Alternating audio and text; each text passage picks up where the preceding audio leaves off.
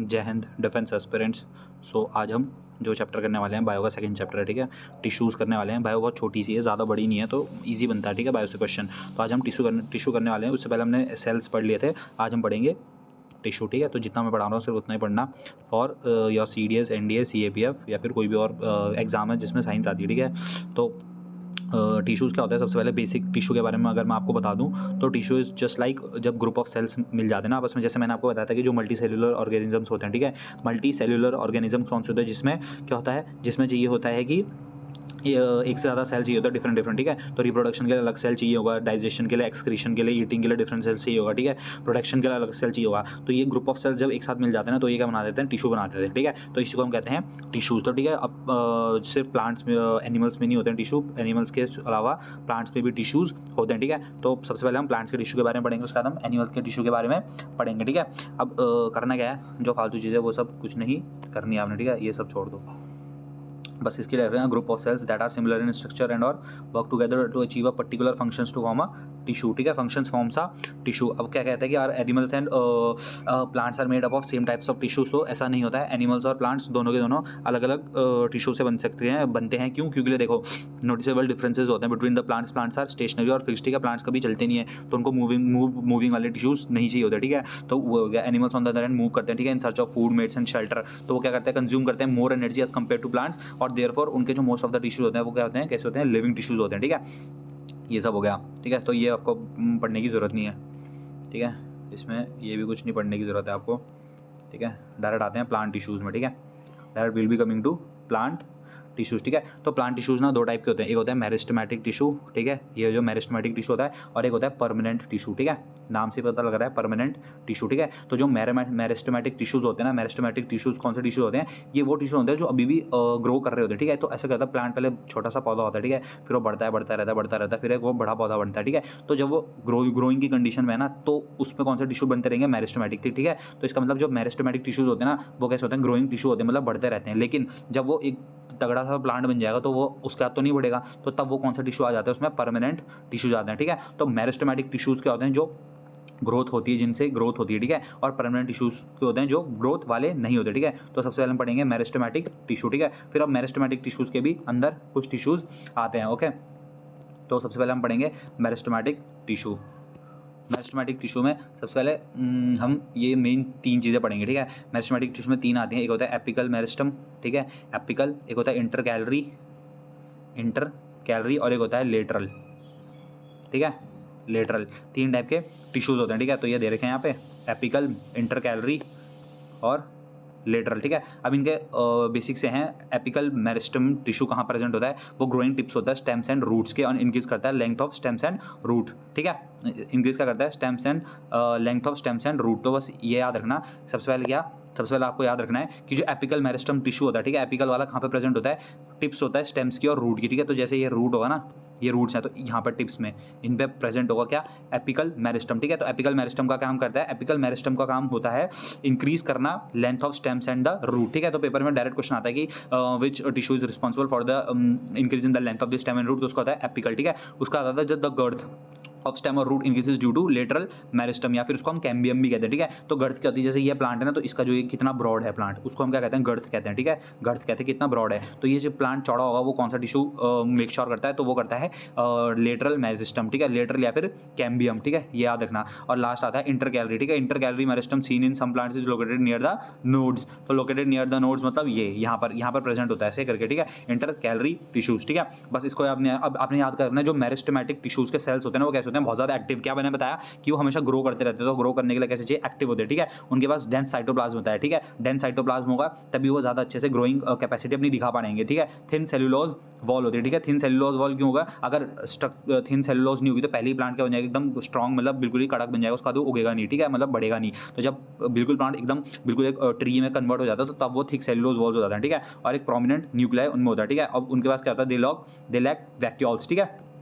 बस अब इसमें आपने इतना ही पढ़ना था। अब आता है जो मेन ये होता है परमानेंट टिश्यू, ठीक है। तो इसमें तो आपको बस इतना ही पढ़ना है कि कौन से तीन टाइप होते हैं, मेरिस्टेमेटिक, एपिकल होता है, इंटर कैलरी और लेटरल, ठीक है। और हमेशा याद रखना मेरिस्टेमेटिक ग्रोथ टिश्यू होता है, ठीक है, मेरिस्टेमेटिक ग्रोथ टिश्यू होता है, ठीक है, ग्रोथ टिश्यू होता है, ठीक है। और उसके बाद ये पढ़ लिया, उसके बाद ये चीज़ें याद रख लेना कि स्टार कर रहा हूँ। सेल्स ऑफ मेरिस्टेमेटिक टिश्यूज कैसे होते हैं, एक्टिव होते हैं, डेंस साइटोप्लाज्म होता है, thin cellulose walls and prominent nuclear, और उनके पास वैक्यूल्स नहीं होता, ठीक है, ये आपको याद कर लेना है, ठीक है। अब आता है परमानेंट टिश्यूज, ठीक है। तो परमानेंट में भी दो टाइप के होते हैं, ठीक है, एक होता है सिंपल परमानेंट और एक होता है कॉम्प्लेक्स परमानेंट, ठीक है, सिंपल परमानेंट और कॉम्प्लेक्स, ठीक है। सिंपल परमानेंट फिर आगे बनते हैं पैरेन्काइमा, कोलेनकाइमा, ठीक है, और एक बनता है स्क्लेरेनकाइमा, ठीक है, ये होते हैं सिंपल। अब कॉम्प्लेक्स में सबसे इजी जो आपने पढ़े हैं जाइलम एंड फ्लोएम, ठीक है, ये होते हैं। तो अब हम करते हैं परमानेंट टिश्यूज़ के, ठीक है, परमानेंट टिश्यूज़। तो परमानेंट में सबसे पहले मैंने कहा था दो टाइप के होते हैं, सिंपल और कॉम्प्लेक्स। तो सबसे पहले मिलेंगे सिंपल टिश्यूज़, ठीक है। तो सिंपल टिश्यूज़ में सबसे पहले कौन सा आता है, सबसे पहले आता है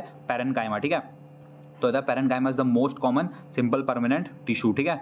इसमें हो जाता है सिंपल परमानेंट टिश्यू होते हैं, इसमें क्या होता है विद थिन सेल वॉल्स, ये याद रखना बस, इसकी कैसी सेल वॉल होती है, इसकी वेरी थिन सेल वॉल्स होते हैं, और ये कैसे होते हैं, लिविंग सेल्स होते हैं, ठीक है, ये आर लिविंग सेल्स। और कैसे होता है, यूजुअली लूजली अरेंज होते हैं, 10 large spaces between cells are found in this tissue, ठीक है। अब इसका मेन वर्क क्या है, इसका काम कुछ नहीं होता है, इसका क्या कहता है, स्टोर करता है फूड को, ठीक है। पैरेन्काइमा, पेरेंट्स से आप याद कर सकते हो, पेरेंट्स क्या होता है, पेरेंट्स चाहते हैं हमारे बच्चों को अच्छे से खाना मिले, ठीक है। तो पेरेंट्स यानी पैरेन्काइमा, और पैरेन्काइमा क्या करता है, जनरली स्टोर करता है फूड को, ठीक है, जनरली क्या करता है, स्टोर फूड, ठीक है। इससे आप ऐसे याद कर सकते हैं, ठीक है। तो आ गया पैरेन्काइमा, ठीक है। अब क्या होता है ना, किसी प्लांट में जो पैरेन्काइमा होता है ना, उसमें क्लोरोफिल भी होता है, ठीक है। तो वो क्या परफॉर्म करने जाता है, फोटोसिंथेसिस, और तब उसको हम क्या कहेंगे, क्लोरेनकाइमा, ठीक है। तो पेपर में आ जाएगा व्हाट इज क्लोरेनकाइमा, तो क्लोरेनकाइमा इज नथिंग बट जब पैरेन्काइमा फूड स्टोर करने के अलावा फूड बनाने भी लग जाता है due to the presence of pigment chlorophyll, तो तब उसको हम क्या कहने लग जाते हैं, क्लोरेनकाइमा, ठीक है, उसको तब हम कहते हैं क्लोरेनकाइमा, ठीक है। अब क्या होता है, एक्वाटिक्स, जो एक्वाटिक्स प्लांट होते हैं, ठीक है, एक्वाटिक्स प्लांट्स होते हैं ना, एक्वाटिक प्लांट्स में क्या होता है, एक्वाटिक प्लांट्स में लार्ज एयर कैविटीज होती है। लार्ज एयर कैविटीज क्यों प्रेजेंट होती है पैरेन्काइमा में, ताकि वो अंदर ब्रीदिंग कर सके, ठीक है, तो और या फिर वो हेल्प कर सकते हैं उनको फ्लोट करने में, ठीक है। तो उस पैरेन्काइमा को हम क्या कह देंगे, एरेन्काइमा। एरेन्काइमा को कैसे याद रखना, एयर से, ठीक है, एयर से, एयर यानी फ्लोट कराएगा एयर उसको, ठीक है। तो जब प्लांट्स को फ्लोट करने में हेल्प करता है उसको हम कहते हैं एरेन्काइमा, ठीक है। तो इतना आपको पैरेन्काइमा में याद रखना है। सबसे पहले पैरेन्काइमा कैसा होता है, सबसे पहले पैरेन्काइमा की थिन सेल वॉल्स होती है, ठीक है, ये याद रखना है, थिन सेल वॉल्स। दूसरा लिविंग सेल होता है, मोस्ट इंपॉर्टेंट, कैसा होता है, लिविंग सेल होता है, ठीक है। अब पैरेन्काइमा क्या करता है, स्टोर करता है फूड को, पेरेंट्स फूड नेसेसरी देखते हैं कि होना चाहिए तो स्टोर फूड, ठीक है। अब दूसरा अगर पैरेन्काइमा में क्लोरोफिल प्रेजेंट हो गया तो उसको हम क्या कहेंगे, क्लोरेनकाइमा, ठीक है। और एक्वाटिक प्लांट्स में जो यानी पानी में रहते हैं उनको फ्लोट करवाने के लिए पैरेन्काइमा में छेद हो जाते हैं, ठीक है, तो छेद हो जाते हैं तो तब उसको क्या कहते हैं, छेदों से क्या निकलती है, एयर, तो उसको क्या कहते हैं हम, एरेन्काइमा, ठीक है। अब दूसरा इंपॉर्टेंट आता है, दूसरा इंपॉर्टेंट आता है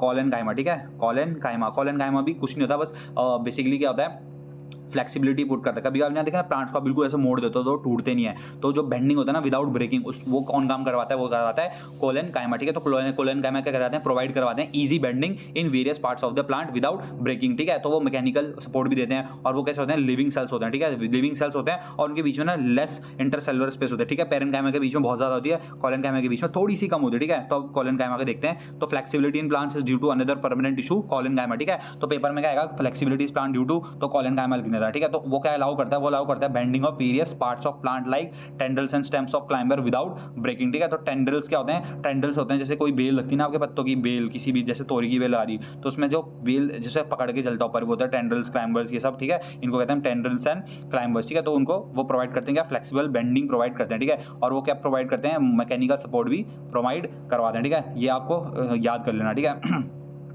और क्या होता है, ये याद रखना, there is a very little intercellular space, ठीक है। और इन्हें the cell of this tissue are living होते हैं, elongated and irregularly thickened at the corners, मतलब कॉर्नर्स में थिक होंगे, ठीक है। तो जितना बार आपको ये अंडरलाइन कर रहा हूँ सिर्फ आपने उतना ही करना है, ठीक है।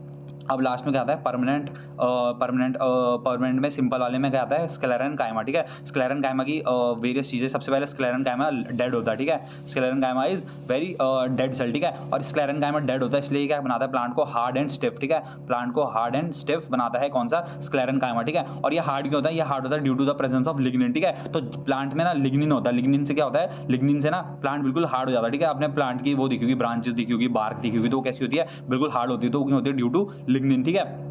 इसको हम कहते हैं क्या, स्क्लेरेनकाइमा, ठीक है। अब याद रखना है लास्ट में, ठीक है। तो ये देखना, yet another type of permanent tissue is sclerenchyma, ठीक है। ये क्या प्लांट टिश्यू है, which makes the plant hard and stiff, ठीक है, which makes the plant hard and stiff।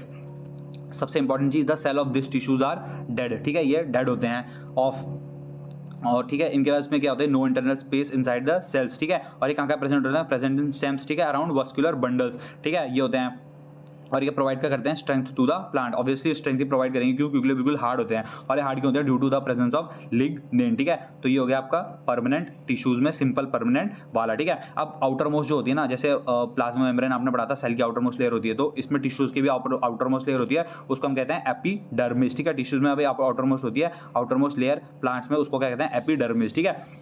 Epidermis is usually made of single layer of cells, ठीक है, तो उसको हम क्या कहते हैं, एपिडर्मिस, ठीक है।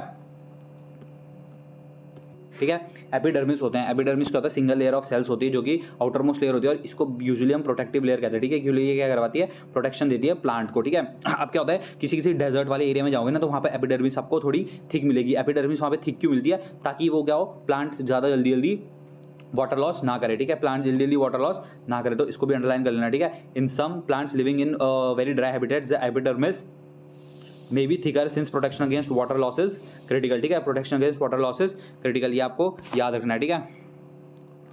अब epidermis cells on the aerial parts of the plants often secrete a waxy water resistant layer on their surface layer, ठीक है। अब इसको बस इतना ही आपने याद रखना है, ठीक है, और इसमें कुछ नहीं पढ़ना है बाकी आपको, ठीक है, कुछ नहीं करना है, बस अब आपको देखना है एपिडर्मिस में ना स्मॉल पोर्स होते हैं here and there in epidermis of the leaf, ठीक है। इन पोर्स को आपको कहते हैं स्टोमेटा कहते हैं, ठीक है, आपने पढ़ा होगा स्टोमेटा बचपन में। तो स्टोमेटा कैसे होता है, एक जैसे ऐसा होता है, तो यहाँ पर 2 किडनी शेप के होंगे, ठीक है, ये गार्ड सेल्स होते हैं जो उसको गार्ड करके देते हैं स्टोमेटा को, ठीक है। तो ऐसे करके एक होल होगा स्टोमेटा में, और यहाँ पे 2 गार्ड सेल्स होंगे, ठीक है। तो गार्ड सेल्स क्या होते हैं, जब स्टोमेटा कुछ काम नहीं करे तो गार्ड सेल्स को कवर कर देंगे, लेकिन जैसे गैस का एक्सचेंज होता है तो गार्ड सेल्स खुल जाते हैं, और इससे क्या होता है, गैसेस एक्सचेंज होता है, ठीक है, और गैस के साथ साथ इसमें पानी भी एक्सचेंज करते हैं, ठीक है। तो स्टोमेटा क्या होता है, stomata are enclose by 2 kidney shaped cells called guard cells. अभी बता दिया, ठीक है, वो नेसेसरी क्यों है, necessary for exchanging gases with the atmosphere, ठीक है। अब ट्रांसपिरेशन याद रख लेना, ट्रांसपिरेशन होता है loss of water in the form of water vapour, also takes place through stomata, ठीक है, बस एक ये याद रख लेना, ठीक है। अब ये काम की याद नहीं है, या इसको याद रख लेना। कुछ प्लांट्स में, डेजर्ट प्लांट्स में क्या होता है, एपिडर्मिस की थिक बता दी ना, थिक वैक्सी कोटिंग ऑफ किसकी होती है, वो क्यूटिन की होती है, ठीक है। किसकी होती है, क्यूटिन की होती है। क्यूटिन कहाँ प्रेजेंट होगा, उन प्लांट्स में जो डेजर्ट्स में होते हैं, ठीक है।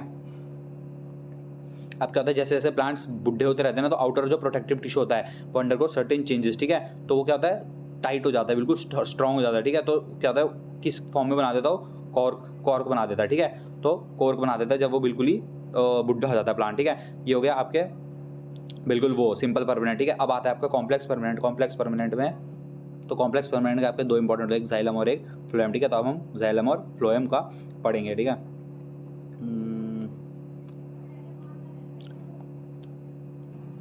तो बचपन से पढ़ते आ रहे हैं, जाइलम होता है और एक होता है,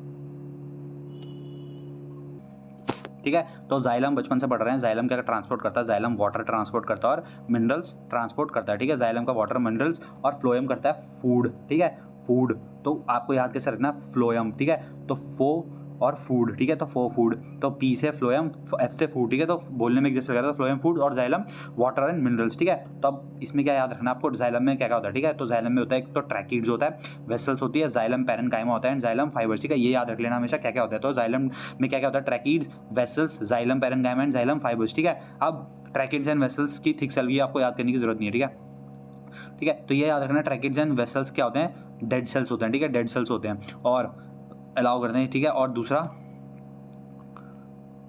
द पैरेन्काइमा करते हैं स्टोर फूड, और जाइलम फाइबर्स क्या करते हैं, मेनली सपोर्टेटिव इन फंक्शंस, ठीक है। बस आपको इतना याद रखना है, ठीक है। क्या याद रखना है, पहले तो उसमें क्या क्या होता है, ट्रैकिड्स होता है, वेसल्स होता है, xylem parenchyma and xylem fibres, ठीक है। ट्रैकिड्स एंड वेसल्स कैसे होते हैं, डेड सेल्स होते हैं। पैरेन्काइमा अभी मैंने आपको बताया क्या करता है, स्टोर फूड करता है, तो जाइलम पैरेन्काइमा वही करेगा, और जाइलम फाइबर क्या करते हैं, उसको सपोर्टिव इन नेचर बनाते हैं, ठीक है। अब दूसरा आता है फ्लोएम। तो फ्लोएम किसका made up of 5 types of cell, ठीक है, ये याद रखना, sieve cells, sieve tubes, companion cells and phloem fibres and phloem parenchyma, ठीक है। बस आपको ये याद रखना है, और इसमें याद रखना except phloem fibres other phloem cells are living cells, ठीक है। बस आपको इसमें ये पढ़ना है। अब हो गया आपका इसमें प्लांट का, और ठीक है। अब आता है उसका एनिमल टिश्यूज, ठीक है। तो एनिमल में कौन आ गए, ह्यूमन बींग्स आ गए, ठीक है। एनिमल्स में क्या आ गए, ह्यूमन बींग्स आ गए, ठीक है। तो सबसे पहले एनिमल जो टिश्यू होता है वो एपिथेलियल टिश्यू होता है, जस्ट लाइक एपिडर्मिस जो होता है ना प्लांट्स में जो एपिडर्मिस होता है, प्लांट्स में जो डर्मिस होता है, वहीं प्लांट एनिमल्स में एपिथेलियल टिश्यू होता है, ठीक है। तो आउटर मोस्ट होता है और मोस्टली प्रोटेक्टिव इन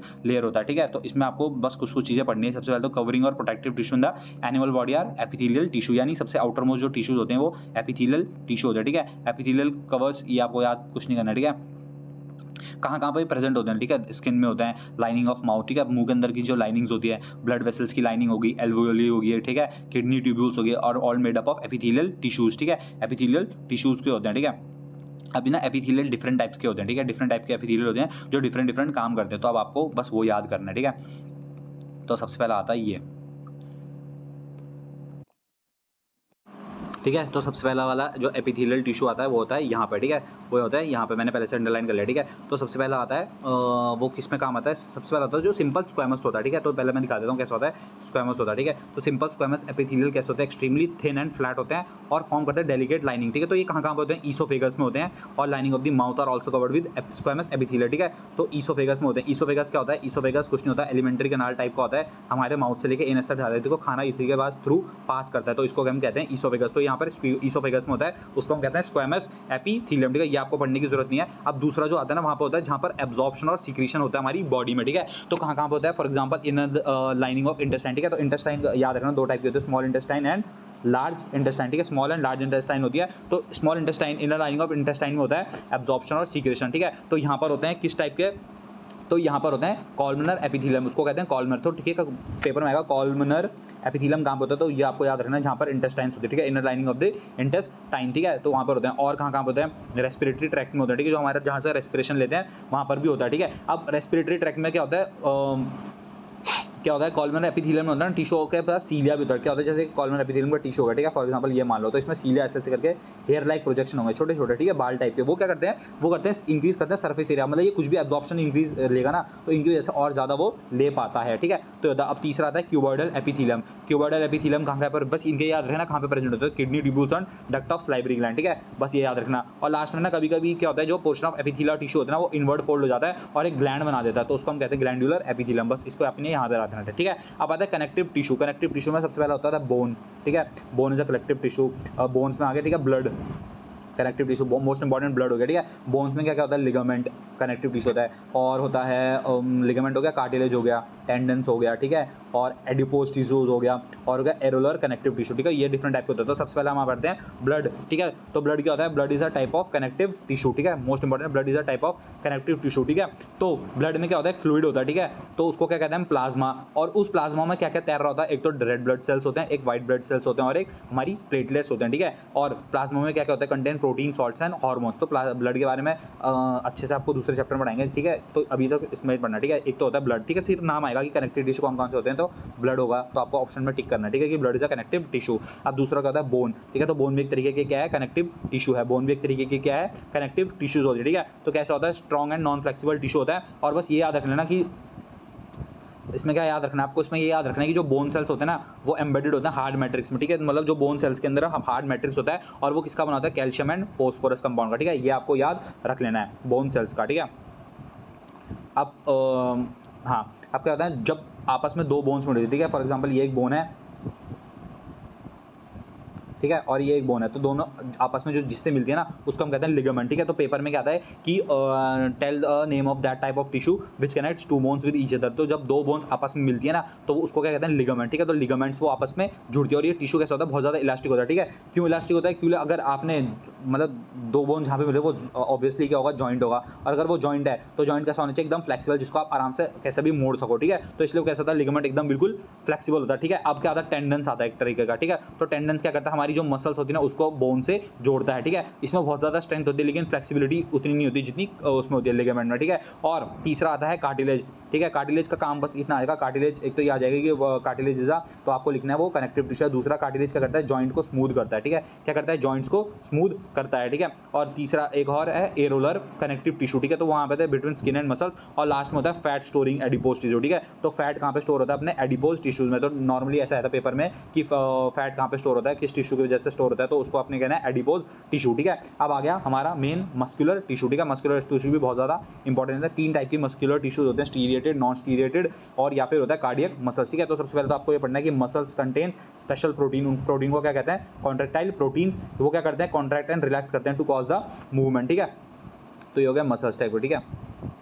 तो सबसे पहले टाइप की जो हम मसल पढ़ने जा रहे हैं, सबसे पहले जो हम मसल पढ़ने जा रहे हैं उसके तीन नाम होते हैं, ठीक है। सबसे पहला नाम होता है उसका वॉलंटरी मसल्स, वॉलंटरी मसल, ठीक है। या फिर उसका नाम होता है स्टीरिएटेड मसल्स, स्टीरिएटेड मसल, ठीक है। या फिर उसका नाम होता है स्केलेटल मसल, ठीक है। अब ये मैं बताता हूँ आपको कौन सी मसल्स होती है, ठीक है। अब आपको क्या आप सबको पता होगा कुछ-कुछ मसल्स हैं जिनको हम अपने हिसाब से मूव कर सकते हैं, ठीक है। कौन-कौन सी मसल्स होती है? Muscles present in our limbs moves when we want them to, ठीक है, and stop when we so decide, ठीक है। उन मसल्स को हम क्या कहते हैं? वॉलंटरी। वॉलंटरी का मतलब क्या होता है? जो हम खुद से कर सकते हैं, ठीक है। तो muscles present in our limbs move when we want them to and stop when we so decide, ठीक है। उन मसल्स को हम क्या कहते हैं? Voluntary muscles. तो वॉलंटरी मसल्स वो मसल्स होगी जिनको हम खुद से मूव कर सकते हैं, ठीक है। इन मसल्स को हम और क्या कह सकते हैं? स्केलेटल मसल्स भी कहते हैं। क्यों? क्योंकि वो मोस्टली अटैच होती है हमारी बोन से, ठीक है, और हेल्प करती है बॉडी मूवमेंट में, ठीक है। तो हो गया। अब आपको स्टीरियटेड क्यों कहते हैं? स्टीरियटेड इसलिए होता है ना, जब हम इसको माइक्रोस्कोप से देखते हैं तो उसमें ना लाइट एंड डार्क कलर के बैंड्स होते हैं और स्टीरिएशंस होते हैं, ठीक है। तो इसलिए उनको क्या कहते हैं? स्टीरियटेड मसल्स, ठीक है। अब आपको इसकी बस ये याद रखना है कि वो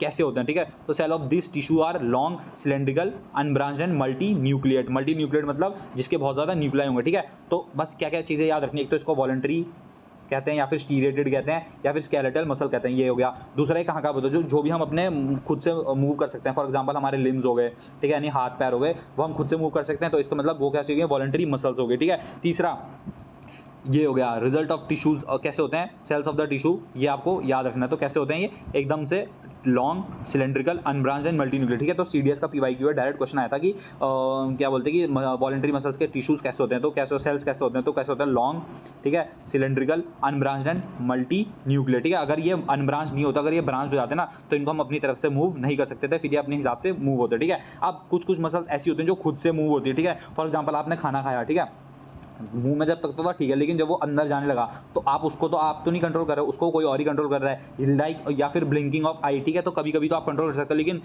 कुछ टाइम के बाद अपने आप आई ब्लिंक होगी, ठीक है। तो वो जो मसल्स होती है वो नॉन वॉलंटरी मसल्स होती है, ठीक है। तो अब हम उनको पढ़ेंगे, ठीक है। तो movement of food in the alimentary canal और the contraction relaxation of blood vessels are involuntary movement. Involuntary movement मतलब जिनको हम खुद से कंट्रोल नहीं कर सकते, ठीक है। तो वो कौन सी मसल्स होती है? स्मूथ मसल्स होती है। स्मूथ मसल्स का और क्या नाम होता है? इनवॉलंटरी मसल्स, तो ठीक है। और वो कहाँ कहाँ फाउंड होती है? Found in the iris of the eye, ठीक है। आइरिस भी अपने आप अपने हिसाब से खुला बंद होता है, ठीक है। यूरेटर्स में हो गया, and in bronchi of the lungs, ठीक है। तो जो भी चीजें अपने आप से चलेगी वो कैसी होंगी? स्मूथ मसल्स होंगी या फिर इनवॉलंटरी मसल्स, ठीक है। तो ये वो कहाँ पे पाई जाती है? तो आइरिस में, ठीक है, यूरेटर्स में, ये याद रखना है, ठीक है। अब इनके याद रखना है कैसी होती है। तो cells are long with pointed ends, ठीक है, एंड यूनी न्यूक्लिएट, बस इतना ही आपको पॉइंट करना है, ठीक है। अब लास्ट में होता है कार्डियक मसल्स। कार्डियक मसल नाम से पता लग रहा है हार्ट में जो मसल्स होंगे वो कार्डियक मसल्स होती है। Muscles of the heart show rhythmic contraction and relaxation throughout life, ठीक है। These involuntary muscles are called cardiac muscles. और इनके भी ये करना कैसी होती है? सिलेंड्रिकल होती है, ब्रांच एंड यूनी न्यूक्लियर, ठीक है। तो कुछ प्रॉपर्टी में वॉलंटरी मसल्स की होती है, कुछ इनवॉलंटरी की। तो बस जितना अंडरलाइन कराया सिर्फ आपको उतना ही पढ़ना है, ठीक है। अब लास्ट में आता हमारा नर्वस टिश्यू। नर्वस टिश्यू मतलब जो हमारे न्यूरॉन्स के होते हैं, ठीक है। तो ये रहा हमारा न्यूरॉन, ठीक है। तो इसमें सबसे पहले क्या होता है? एक न्यूक्लियस होता है, ठीक है। न्यूक्लियस होता है, फिर ये सेल बॉडी होगी पूरी की पूरी, ठीक है। ये डेंड्राइट्स होते हैं, जो ब्रांच से निकल रहे ना, उनको कहते हैं डेंड्राइट्स, ठीक है। फिर ये होता है लंबा सा एक्सन, ठीक है। अब जो आपको ये ब्लू ब्लू दिख रहा है ना, इसको कहते हैं माइलिन शीथ, ठीक है। माइलिन शीथ क्या काम करता है? माइलिन शीथ अगर हो जाती है ना, तो यहाँ से यहाँ तक जो मैसेज ट्रांसफर होता है बहुत जल्दी होता है, ठीक है। और ये लास्ट में आता है नर्व एंडिंग, ठीक है। तो न्यूरॉन क्या होता है? जैसे आपको बिल्कुल बॉडी में गर्म, आपने कुछ गर्म चीज़ छुई तो आपको एकदम से आप हाथ हटाते हो ना, तो कौन बोलता है आपको हाथ हटाने के लिए? वो यही मसल्स कहते हैं, ठीक है, यानी नर्वस टिश्यू यानी न्यूरॉन्स मसल्स कहते हैं, ठीक है। तो अब इसमें बढ़ते हैं, ठीक है। All cell possess the ability to respond to stimuli, मतलब सारे सेलों में वो होती है कि वो स्टिमुलाई को देख के रिस्पॉन्स करते हैं, ठीक है। हाउएवर जो सेल ऑफ नर्वस टिश्यू होते हैं वो हाईली स्पेशलाइज्ड होते हैं फॉर बीइंग स्टिमुलेटेड, ठीक है। हाईली स्पेशलाइज्ड होते हैं फॉर बीइंग स्टिमुलेटेड, ठीक है।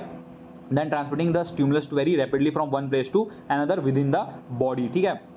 तो कहाँ कहाँ के होते हैं ये? The brain, spinal cord and nerves are all composed of the nervous tissues, ठीक है। अब इनके सेल्स को क्या कहते हैं? इन सेल को कहते हैं नर्व सेल और न्यूरॉन, ठीक है। तो न्यूरॉन में क्या क्या होता है? न्यूरॉन में होती है न्यूरॉन में होता है सेल बॉडी, ठीक है, with a nucleus and cytoplasm, ये येलो येलो साइटोप्लाज्म, ठीक है। फिर उसमें से क्या निकल रहा होता है? Thin hair like part arises, ठीक है, और उसको हम क्या कहते हैं? एक्सन, ठीक है। ये हेयर लाइक पार्ट एक्सन हो गया, ठीक है। And many short branch part, ठीक है। शॉर्ट ब्रांच पार्ट कौन से हो गए? ये शॉर्ट ब्रांच पार्ट, उनको हम क्या कहते हैं?